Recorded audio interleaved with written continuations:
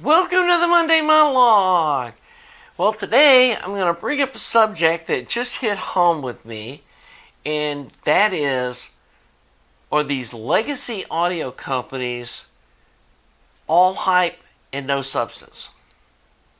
And I just did a review on these JBL 82 Classic Mark IIs that I just bought, and I was really excited about this because I remember when I was younger, JBL speakers were the bomb, and they were like outside of my price point, but I had heard them over at other people's houses, and they sounded really good. And like, you know, my price point at that time, I had these realistic Mach 1 speakers, which I thought sounded pretty good for what they were, but I could tell that there was something special with the JBL speakers that some of my friends had.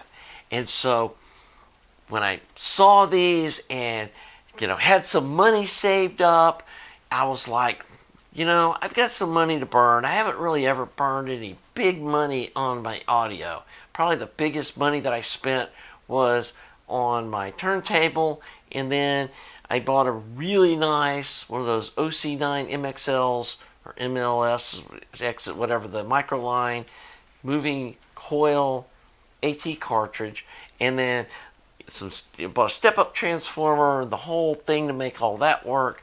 And so I spent a pretty good bit of money on my turntable setup.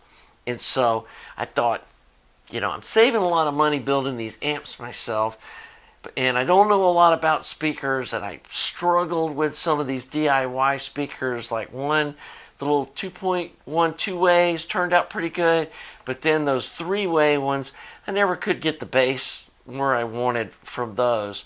And I tried swapping bass drivers, and people started talking about all this weird math and stuff. It's like, I don't want to learn all that. I just want to buy some speakers. I'm not going to try to save money there by doing years of study. I'm just going to go spend the money and buy some.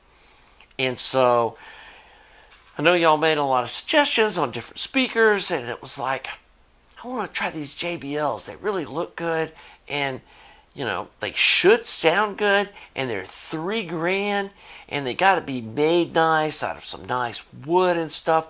And then I got them, and they were just junk. Or, I mean, they weren't junk. I mean, I'm sure those are, you know, pretty high quality drivers, and there's got to be some engineering into it, but the finish of it looked like melted molded plastic. And yeah, if I'd bought some furniture that looked like that, or saw some furniture that had that kind of finish on it that was in somebody's house, it would be like, yeah, did you get that at IKEA or Rooms to Go? I mean, it looks like, you know, laminate over some particle board. I mean, just super disappointing. And then sonically, they just had weird issues that I couldn't get past. And I'm thinking, this is $3,000? What am I paying for? And then I started thinking about it, and after some of y'all's comments, am I just paying for the name? And is that where some of these legacy companies have devolved into? Is they just know that people will buy their products, and since audio gear is so subjective, that people will believe what they're hearing is good just because of the name that's on the product. And I've seen that in so many other markets. Whether, I think about like even just tennis shoes. I mean, when Nike first came out, their tennis shoes were made so well. And then today, when you go buy some Nikes, you're paying a premium for the little check mark on the side of them. But to me, they don't seem as well made as just some of these no-brand ones that you can buy at Walmart.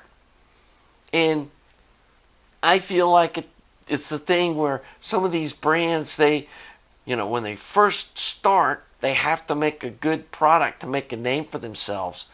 But then once they get to a certain point, and especially if they sell that brand name to someone else, they just stick that brand on anything and people will buy it. Look at what happened to Kodak.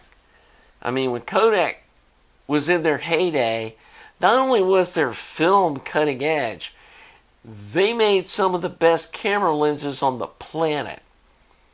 And maybe, if you guys don't know anything about vintage photography, these old Kodak commercial Ektars and wide field Ektars and stuff, they're still some of the best large format lenses that you could buy.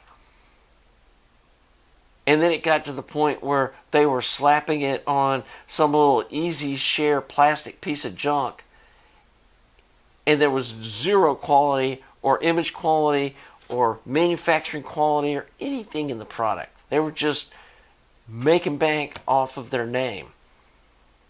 And that's where I feel like some of these audio companies have clearly gone.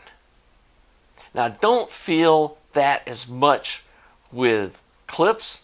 I feel like that they've got kind of a signature sound, and obviously some of their cheaper speakers just don't hold up to the hype. And like when you buy the little, my boyfriend bought this little Bluetooth speaker bar, to go under the TV, and it sounded like ass. And there's other products like that they make that just aren't to their normal standards. I mean, RP600Ms aren't expensive, but I think they're a well-engineered product. And some of their little the 8000 floor standards sound nice, and they may not be like the top of the line stuff, but they're not garbage, and they're not charging ridiculous prices for them. Like if an RP600M, I mean, you can find them on sale for $400. It's not like they're selling them for $3,000. Now, I don't know what their Heritage line speakers that they are charging thousands for. I don't have any experience with those. I mean, I have some older Clips choruses that, by the way, somebody come buy those things from me that lives near Atlanta. I mean, I really want to get these things out of my house.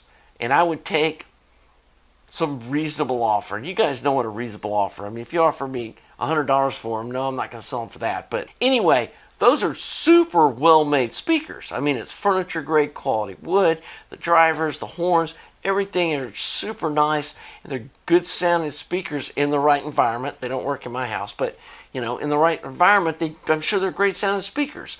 And that's what these companies used to do. And we saw the same thing happen with Bose, which, some people say that Bose never had quality, and it was always hype. But there are other companies like that had a name, made a good product, but then it ended up just being in a profit-driven hype. Anyway,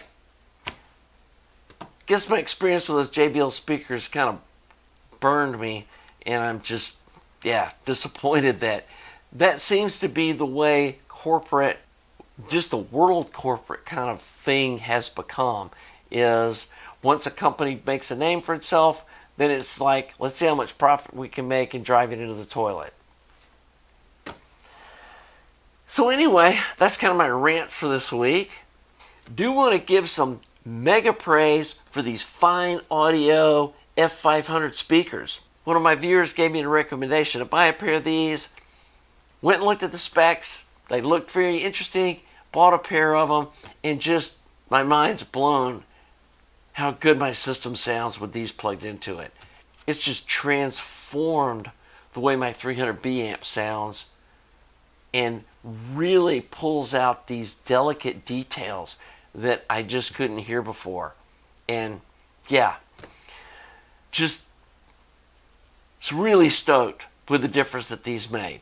Now, obviously, these were a lot more expensive than RP600Ms, and that's kind of what I'm talking about here. It's like, I don't mind if a product is a third of the price or a quarter of the price, doesn't sound as good as something that's 4 times more expensive.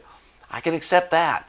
But when something costs almost twice what these did, and they sound worse than speakers that I can buy for $400 when they're on sale, that's just inexcusable. So the other product that I want to hype up, iso-acoustics. These little pucks make a difference. And I've been able to measure the in-room frequency difference in the lower registers, and you can hear it putting these under your speakers. And some people may say, hey, it's just because you've raised them up off the table. I don't know. It makes sense that these are isolating the speakers from each other, especially if they're sitting on the same surface, whether it's the same floor or whether it's like the same tabletop kind of a thing. And to me, it's $100, especially in this size for bookshelf speakers, that's well spent. I put them under all my speakers. So, yeah, if you haven't tried these, buy some from Amazon. Hey, if you don't think they make any difference, you just send them back. But I think you'll find out, like I did, that these actually do work putting under bookshelf speakers or under your speaker stands. You know, when you put your stands on the floor, put these between the stands and the floor. That works too. So, anyway, I do appreciate all the interaction that y'all did on my last Monday monologue with the almost 200 comments I got. And some of you guys are clearly very passionate about your speakers. And yeah, I'll forgive some of you guys that were a little aggressive at your recommendations. And again, you know, there's no reason to say, like, you're an idiot because I want to try some product and review it on the channel. And hey, I'm woman enough to admit, yes, I was wrong on picking those JBLs. But until I try them, it's all just hype, innuendo, he said, she said, whatever, until I actually listen to it. And if you go out and look on YouTube, people are still hyping those speakers up as being some great latest something that, yeah, everybody needs a pair of these. And yeah, I had to see for myself. So, got some speakers here that I love. Going to be getting a refund from Crutchfield. Next week, I will report on how that return process was. So far, it's been pretty seamless. And they were saying, first they said, well, if you were returning these because you just didn't like them, then there's going to be some return shipping charge. And I was thinking, oh God, what's that going to be? It was $13. I'm more than willing to pay $13 to get those things shipped back. So I'm going to box them up super carefully. I've got all the original stuff. I was real careful unboxing them. And so we'll see what happens as far as me getting my full refund. Honestly, even if they gave me a 10% restocking fee, it's worth it just to get my money back. Because, yeah, definitely was not the right speaker.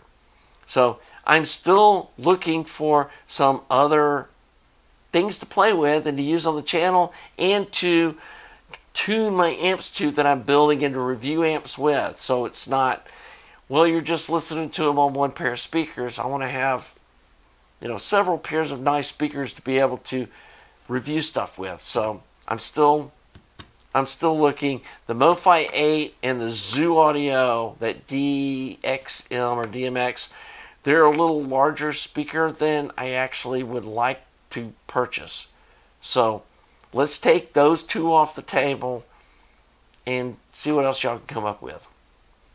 So anyway, we're getting close to 15,000 subs. If you haven't subbed, please hit the button. It's just one click. It doesn't cost you anything. And getting to 15,000 subs would be a nice milestone for my channel. Clearly, a lot of you folks enjoy my content. I try to keep it fresh. I try to do some different stuff. We're going to be doing some DIY speakers soon that I'm finishing up and going to play around with some full range speakers. I've still got that 6C33C amp sitting right behind me here. We're going to get back on that soon. I've got to build a couple of amps for some customers. I'm always up for building like fun stuff for you if you're interested in doing a consignment. Might take a while. Some of you guys know, yeah, I get behind, I get sidetracked. This is just a hobby for me. So, yeah, please be patient.